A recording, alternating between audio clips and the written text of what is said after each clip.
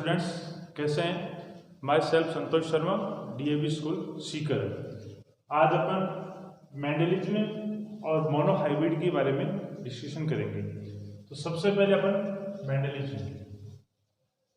Mendel का पूरा नाम जो था वो ग्रीगर जोहन मेंडल था। क्या था? ग्रीगर जोहन मेंडल था। मेंडल का जो जन्म हुआ था वो 22 जुलाई 1822 यानी 22 जुलाई 1822 को हुआ था। हुआ कहाँ था? ऑस्ट्रिया देश के सिलिसिया प्रांत के हजेनड्रॉफ नामक एक गांव में गरीब किसान के परिवार में हुआ था।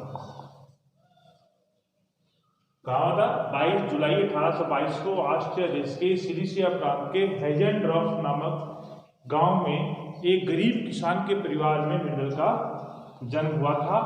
और ये मेंडल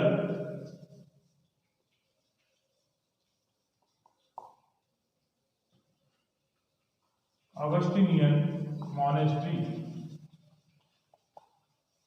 एक जो मठ था उस मठ के अंदर ये प्रीस्ट था, यानी पादरी का काम करता था। इसमें ऑगस्टिनियन जो मठ है उसके अंदर प्रीस्ट यानी पादरी का ये काम करता था। और इसी ऑगस्टिनियन मॉनेस्ट्री के यानी मठ के गार्डन के अंदर उन्होंने एक्सपेरिमेंट किए थे। और वो एक्सपेरिमेंट किस पर थे? पाइसम सटाइवम पी पर किया था, यानी मटर पर किया था, जिसको गार्डन पी भी बोलते हैं, पाइसम सटाइवम बोलते हैं, बॉटनिकल नेम इसका पाइसम सटाइवम। और ये संकरण के प्रयोग जो उन्होंने किए थे वो 1857 टू 1865 यानी 1857 से 1865 तक कुल अपन ये कह सकते हैं कि 8 ईयर यानी 8 वर्ष तक उन्होंने संकरण के प्रयोग किए थे मटर के पादप पर। और 1866 यानी 1866 को इन्होंने अपने जो रिजल्ट थे वो प्रकाशित किए थे। मेंडल ने 1866 में अपने रिजल्ट ये प्रकाशित किए थे। और उसके बाद में 1866 में रिजल्ट प्रकाशित किए थे। उसके बाद में 6 जनवरी 1884 यानी 6 जनवरी 1884 को उसकी मौत हो गई। किसके कारण होगी? ब्राइट डिजीज के कारण। ब्राइट डिजीज के कारण 6 जनवरी 1884 को मेंडल की मौत हो गई। यानी मेंडल ने रिजल्ट निकाले थे 1866 के अंदर और 1884 को उसकी मौत हो गई।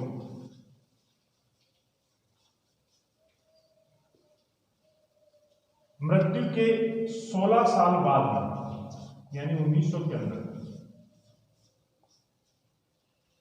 मृत्यु के 16 साल बाद यानी सन 1900 के अंदर इसी मेंडलवाद की पुनः खोज हुई। इसी मेंडलवाद की पुनः खोज हुई यानी मेंडल जो एक्सपेरिमेंट 1866 में निकाले थे वही रिजल्ट सन 1900 के अंदर निकाले थे। और इस मेंडलवाद की पुनः खोज करने वाले जो साइंटिस्ट थे वो एक पोलैंड के थे,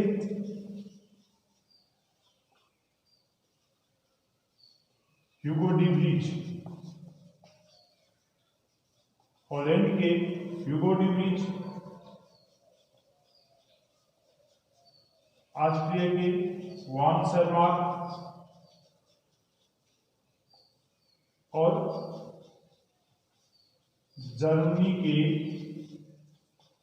कार्ल लॉरेंस। इन 3 साइंटिस्टों ने विभिन्न पुष्पीय पादपों पर यानी फ्लावरिंग प्लांट पर एक्सपेरिमेंट करके वही रिजल्ट निकाले जो रिजल्ट मेंडल ने 1866 के अंदर निकाले थे।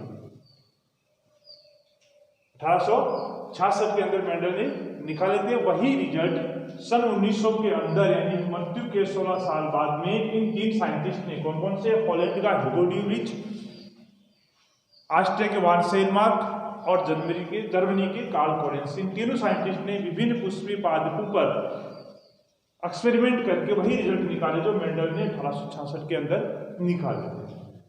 अब यहां पर अपने पास 3 क्वेश्चन आते हैं। क्वेश्चन नंबर 1 कि मेंडल की 1866 के अंदर जो रिजल्ट निकाले थे और फिर 1900 के अंदर वापस निकला था, यानी अपने बीच का जो गैप है वो 34 ईयर, यानी अपने ये कह सकते हैं कि 34 वर्ष तक मेंडल को ख्याति नहीं मिली, या अपने ये कह सकते हैं कि जीते जी मेंडल को ख्याति प्राप्त नहीं हुई। इसका क्या कारण था? पहला क्वेश्चन तो ये आता है। तो इसका आंसर ये है कि मेंडल ने जो रिजल्ट निकाले थे, कब? 1866 के अंदर जो रिजल्ट निकाले थे, उस रिजल्ट के अंदर मेंडल ने अपने प्रयोगों के अंदर मैथ का बहुत ज्यादा यूज किया था। मैथ का बहुत ज्यादा यूज किया था, इसलिए सामान्य वैज्ञानिक उस मैथ को समझ नहीं पाया, इसलिए 34 वर्ष तक मेंडल का किसी का ध्यान नहीं गया। दूसरी, मेंडल ने जो रिजल्ट निकाले थे वो अपने समय से बहुत आगे थे, यानी उस समय की जो गणित कहती थी उससे कई गुना मेंडल ने जो आगे का रिजल्ट निकाल दिए थे, इसलिए सामान्य वैज्ञानिक के समझ में नहीं आए। तीसरी चीज है कि मेंडल ने अपने रिजल्ट जिस पत्रिका के अंदर छपाए थे उस पत्रिका का इतना प्रचार प्रसार भी नहीं था। तो पहला कारण आपको क्या बताया था?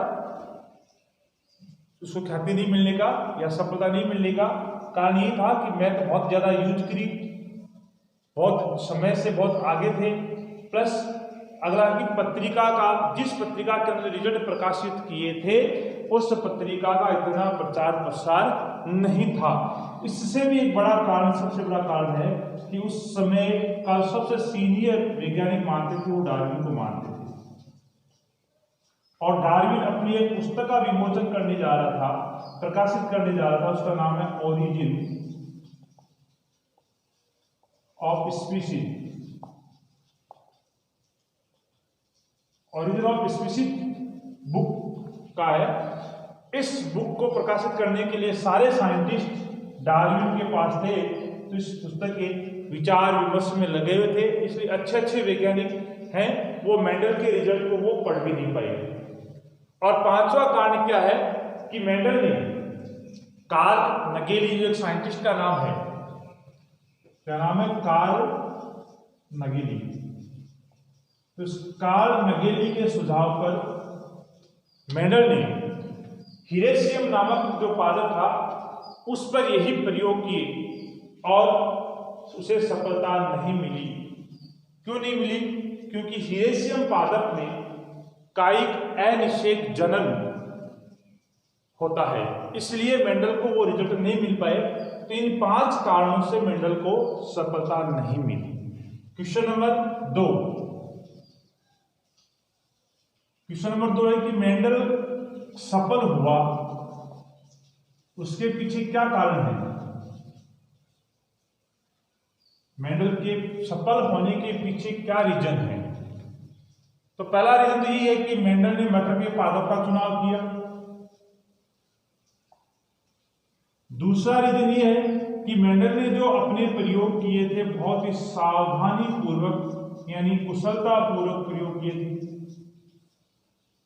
तीसरा अपने ये कह सकते हैं कि मेंडल ने जो भी मटर के पादप पे एक्सपेरिमेंट किए थे उनमें सांख्यिकी का यूज किया था, सांख्यिकी का यूज किया था, यानी गणित का भी यूज किया था, और जो भी एक्सपेरिमेंट थे उन्होंने शुद्ध जनकों से प्रारंभ किया था। जो एक्सपेरिमेंट स्टार्ट किया था मेंडल ने वो शुद्ध जनकों से स्टार्ट किया था। और इसके अलावा जो अगला कारण है वो ये है कि मेंडल ने एक बार में 1 या 2 जोड़ी विपर्यासी लक्षणों का ही अध्ययन किया था, यानी सिंगल या double pair of contrast character, यानी एक या दो जोड़ी विपर्यासी लक्षणों का एक साथ अध्ययन किया था। ऐसा नहीं कि एक साथ 3-4 जोड़ियों का अध्ययन कर लिया कि प्लांट की हाइट भी ले ली, पुष्प का कलर भी ले लिया, पुष्प की स्थिति भी ले ली, फली का कलर ले लिया, फली की जो भी है, लेकिन इतने नहीं, हमने एक या दो विपर्यासी लक्षणों का एक साथ अध्ययन किया था, इसलिए मेंडल क्या रहा, सफल रहा। क्वेश्चन नंबर 3, तीसरा क्वेश्चन अपने पास आता है कि मेंडल ने मटर के पादप का ही क्यों चुनाव किया। मेंडल ने मटर के पादप का ही क्यों चुनाव किया? तो इसका पीछे रीजन ये है कि एक तो मटर के पादप का जो जीवन काल होता है वो बहुत छोटा होता है, यानी ये 2 या 3 महीने के अंदर अपनी लाइफ साइकिल पूरी कर लेता है। इसलिए कम समय में अधिक से अधिक पीढ़ियों का अध्ययन किया जा सकता है। यानी मेंडल मान लीजिए ऐसा पादप ले लेता है जिसका लाइफ स्पान 5 साल है, 6 साल है, तो वो एक पीढ़ी से दूसरी पीढ़ी में जाने के लिए उसको 10 साल चाहिए थे, जबकि मटर के पादप का जीवन काल 2 से 3 महीना है। इसलिए कम समय में अधिक से अधिक पीढ़ियों का अध्ययन किया जा सकता है। तो पहला कारण तो ये था। कारण नंबर 2, मटर में प्राकृतिक रूप से स्वपरागण होता है। मटर में प्राकृतिक रूप से स्वपरागण होता है, अतः जनक जो होते हैं वो लक्षणों के लिए क्या थे, शुद्ध थे। प्राकृतिक स्वपरागण होने के कारण जनक जो थे वो शुद्ध थे। साथ ही मटर के पादप में अनेक विपरीत विभेद के लक्षण उपस्थित थे। और चौथा कारण ये था कि मटर का पादप है वो आकार में छोटा होता है, कम स्थान लेता है, इसलिए मेंडल ने मटर के पादप का चुनाव किया था। तो अपने क्या कहा इसका पूरा नाम ग्रीगर जॉन मेंडल, बर्थ 22 जुलाई 1822 को हुआ, डेथ 6 जनवरी 1884 को हुई थी, और 8 साल तक पाइसम सटाइवम पर उन्होंने एक्सपेरिमेंट किए थे। कहाँ से कहाँ तक, 1857 से 1865 तक किया था। इसमें जो क्वेश्चन तो 3 बंद में, पहला क्वेश्चन था कि 34 वर्ष तक किसी का ध्यान नहीं गया, या अपनी एक ऐसे जीते जी ख्याति नहीं मिली, क्यों नहीं मिली उसके कारण हमने बता दिए। दूसरा क्वेश्चन में लिखा कि मेंडल के सफल होने का क्या कारण था, और तीसरा जो हमने बताया कि मेंडल ने मटर के पादप का ही चुनाव क्यों किया। अब मेंडल ने मटर के पादप के अंदर कितने जोड़ी विपर्यास लक्षणों का अध्ययन किया, यानी कौन कौन से ऐसे लक्षण हैं जिनका उसने अध्ययन किया था। तो ये लिखा कि मेंडल ने मटर के पौधे में 7 जोड़ी विपर्यास लक्षणों का चयन किया था, यानी 7 पेयर ऑफ कॉन्ट्रास्ट कैरेक्टर जो है उसका अध्ययन किया था। वो कौन कौन से हैं वो अपन देखते हैं। मेंडल ने जिन 7 लक्षणों का चयन किया था वो देखिए। नंबर 1, स्टेम हाइट, यानी प्लांट की जो है लंबाई का लिया था, जिसके अंदर लंबा और बूना, जिसमें लंबा जो है डोमिनेंट था और बूना क्या था, रिसेसिव था। यानी टॉल जो था वो डोमिनेंट और ड्वार्फ जो था रिसेसिव था। टॉल को अपन कैपिटल टी से डिनोट करेंगे, जबकि ड्वार्फ को अपन स्मॉल टी से अपन डिनोट करेंगे। और सेकंड है इसके अंदर फ्लोर, यानी 2 इसके अंदर फ्लोर के ले रखे, तो फ्लोर कलर और एक फ्लोर पोजीशन। फ्लोर कलर है, इसके अंदर जो डोमिनेंट है उसको पर्पल कलर को लिया है और रिसेसिव लिया है व्हाइट कलर को। पर्पल कलर को हम कैपिटल W से डिनोट करेंगे, जबकि व्हाइट को हम स्मॉल w से डिनोट करेंगे। और फ्लोर की जो पोजीशन है उसके अंदर भी हमने डोमिनेंट के अंदर ले रखा है एक्सिलरी यानी कक्षीय, और उसको हम कैपिटल A से डिनोट करेंगे। और अगला है टर्मिनल यानी शीर्षस्थ, ये रिसेसिव कैरेक्टर लिया था उसने, और ये स्मॉल a से अपन इसको डिनोट करेंगे। चौथा और पांचवा ये पॉड कलर और पॉड शेप, यानी फली का रंग और फली की आकृति। फली का रंग सामान्यतः अपन देखते हैं हरे कलर की होती है, यानी ग्रीन, तो ग्रीन को उन्होंने डोमिनेंट लिया और कैपिटल G से डिनोट किया, जबकि इसी के साथ येलो जो कलर था फली का उसको उन्होंने रिसेसिव लिया और इसको स्मॉल g से डिनोट किया। और फली की आकृति के अंदर एक तो फूली हुई, एक सिकुड़ी हुई, यानी इनफ्लेटेड जो डोमिनेंट है, यानी फूली हुई है उसको अपने डोमिनेंट माना और कैपिटल I से डिनोट किया है, जबकि कंस्ट्रिक्ट यानी सिकुड़ी हुई जो है उसको इन्होंने F लिया यानी रिसेसिव लिया और इसको स्मॉल I से डिनोट किया। और 6 और 7 है सीड कलर और सीड शेप, यानी बीज का रंग और बीज की आकृति। तो बीज का रंग जो है वो डोमिनेंट कलर कौन सा लिया, येलो यानी पीला, इसे हमने कैपिटल Y से डिनोट किया है। जबकि रिसेसिव के अंदर क्या माना उन्होंने, ग्रीन लिया यानी हरा लिया, जिसको हमने स्मॉल y से डिनोट किया है। और बीज की आकृति क्या है, राउंड और रिंकल यानी गोल और झुर्रीदार। गोल को उन्होंने क्या लिया, डोमिनेंट यानी प्रभावी, जबकि झुर्रीदार को क्या माना है, रिसेसिव यानी अप्रभावी माना है। गोल को हमने कैपिटल R से डिनोट किया है, झुर्रीदार को हमने स्मॉल r से डिनोट किया है। स्टूडेंट ध्यान दें, यहाँ हमने दो कलर एक दूसरे लिए, जिससे पोर्ट का कलर हमने ग्रीन और एक हमने सीड का कलर लिया येलो। ध्यान दें, यहाँ ग्रीन कलर यानी पोर्ट के कलर के अंदर ग्रीन कलर हमने डोमिनेंट लिया है, जबकि येलो क्या लिया है, रिसेसिव लिया है। और सीड के कलर के अंदर येलो को हमने डोमिनेंट लिया है, जबकि ग्रीन को क्या लिया हमने, रिसेसिव लिया है। याद रखने के लिए अपनी याद ऐसे कर सकते हैं, सामान्यतः अपन देखते हैं कि फली हरे कलर की ही होती है। फली क्या होती है, हरे कलर की होती है, इसलिए हमने इसको मान लिया हम क्या है, इसका डोमिनेंट है। इसके विरुद्ध वाला जो है यानी इसका जो येलो वाला है वो अपन सीड कलर के अंदर लेंगे, सीड कलर को अपन ग्रीन डोमिनेंट में नहीं लेंगे। इन दो चीजों को आप ध्यान रखेंगे, बाकी तो सब कोई कंफ्यूजेबल नहीं है। इसके दो चीज कंफ्यूज है कि हमने ग्रीन को एक बार डोमिनेंट लिया, एक बार हमने ग्रीन को रिसेसिव ले लिया। यहाँ ग्रीन डोमिनेंट है, यहाँ ग्रीन क्या है, रिसेसिव है। यहाँ येलो रिसेसिव है, तो यहाँ पर येलो क्या है, डोमिनेंट है। तो ये थोड़ा सा आपको ध्यान रखना है पोर्ट कलर और सीड कलर के अंदर। ये ध्यान रखें कि फली क्या होती है, हरे कलर की होती है, याद करने की दृष्टि से। ठीक है, अब अपन देखते हैं कि मोनोहाइब्रिड क्रॉस क्या है, किस तरीके से मेंडल ने करवाया था। अब अपन देखते हैं मोनोहाइब्रिड क्रॉस यानी एकल संकर संकरण। एकल संकरण संकर, ठीक है।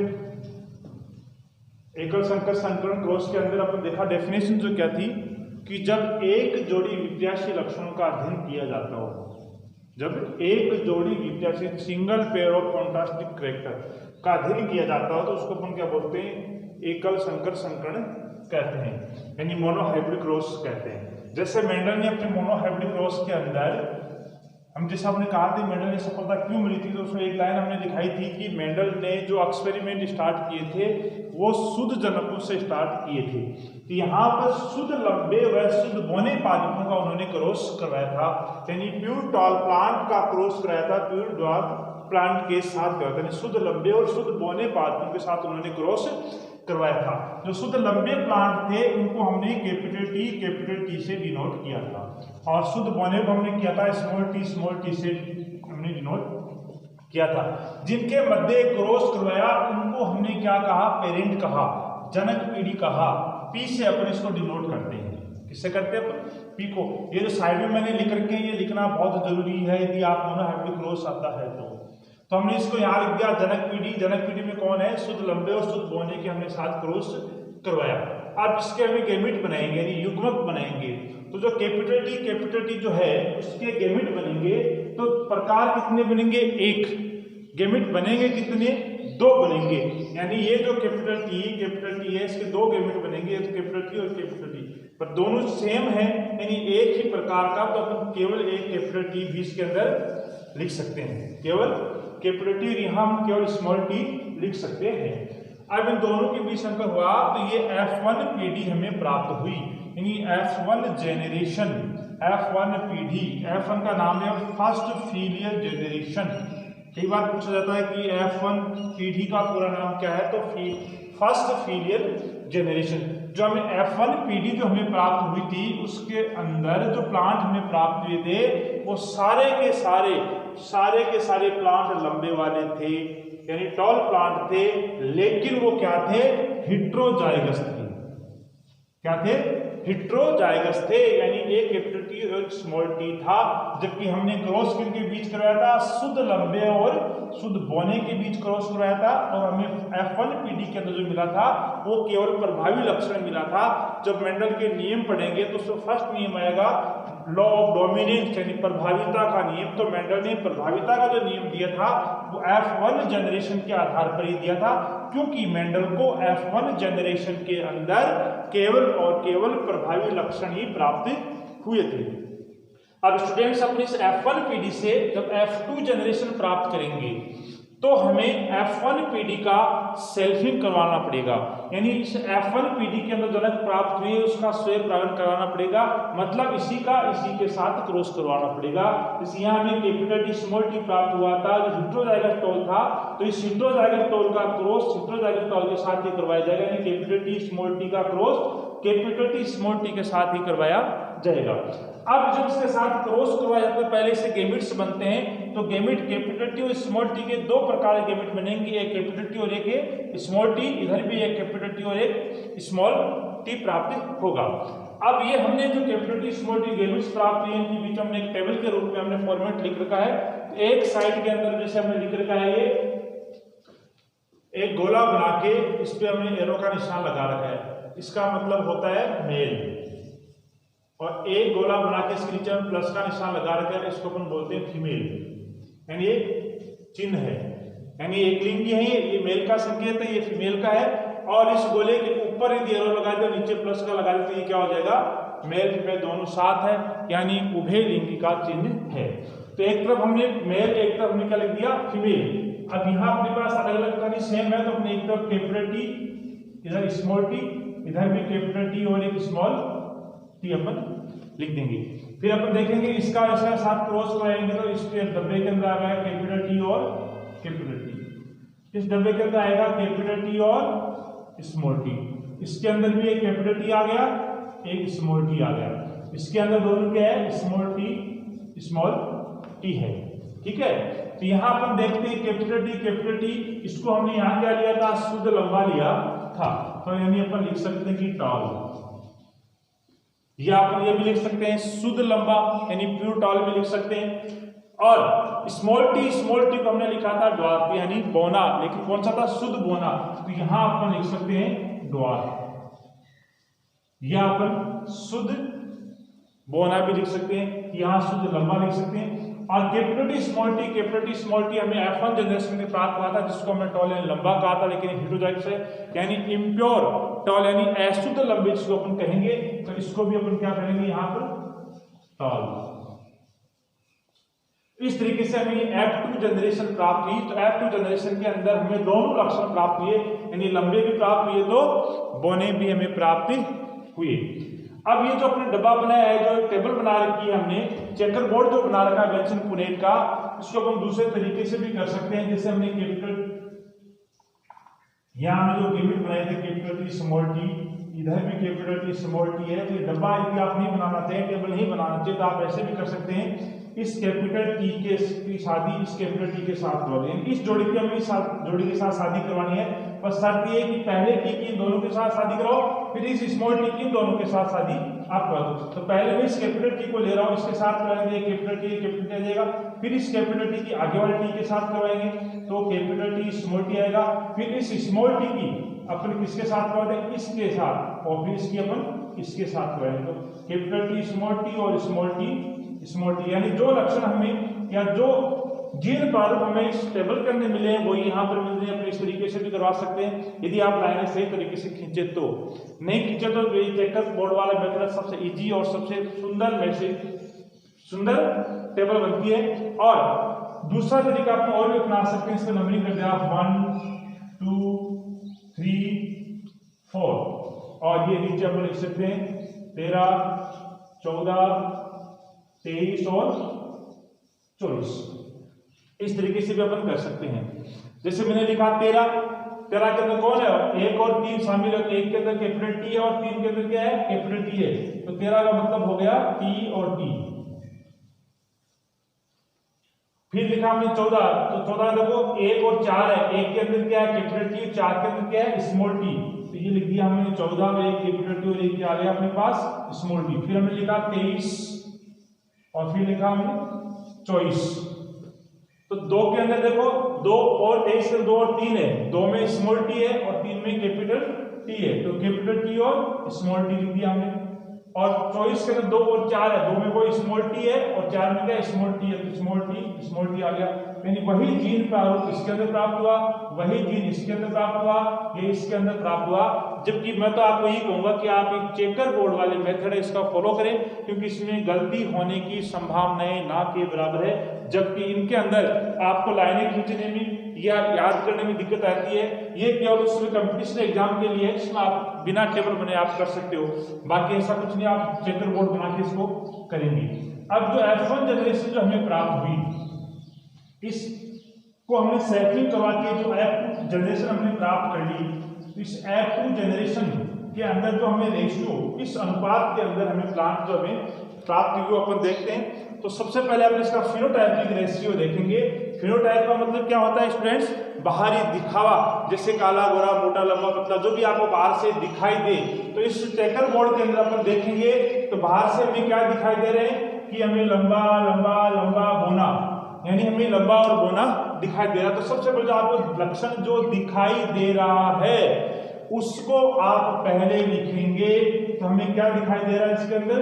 टॉल अनुपात ड्वार्फ, यानी लंबा और बोना हमें दिखाई दे रहा है। अब कितने कितने दिखाई दे रहे हैं, तो आप लंबा गिनेंगे तो 1 2 और 3, यानी 3 प्लांट ऐसे हैं जो लंबे दिखाई दे रहे हैं और 1 प्लांट हमें ऐसा है जो बोना दिखाई दे रहा है। यानी अपन ये कह सकते हैं फिनोटाइपिक रेशियो यानी लक्षण प्रारूप